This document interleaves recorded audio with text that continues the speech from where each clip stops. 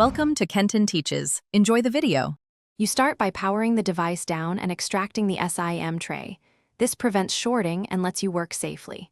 Next, remove any case and wipe all seams and ports with a lint-free cloth and 70% isopropyl to remove oils.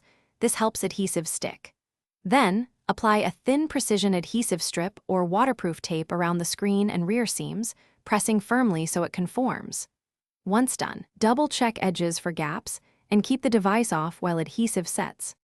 Now you focus on the complex middle work, protecting ports and tiny gaps. Insert silicone or rubber port plugs into the lightning port and speaker grills so they sit flush. This prevents direct water entry. For microphone and speaker openings, apply thin, breathable hydrophobic membrane patches. These keep sound through but shed water. Make sure each patch lays flat.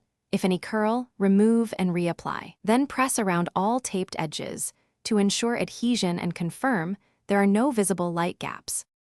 Finish by allowing adhesives and membranes to cure fully. Plan for about 24 hours to reach full bond strength. Once cured, perform a controlled splash test with a damp cloth rather than submersion to verify seals while minimizing risk. If everything holds, you can use the phone in light rain or splashes. Still avoid prolonged exposure. If you detect moisture under the screen or inside ports, stop, power off, remove plugs. Dry with desiccant and contact service. Do not power the phone on until fully dry. Thanks for watching. Please subscribe if this video was helpful.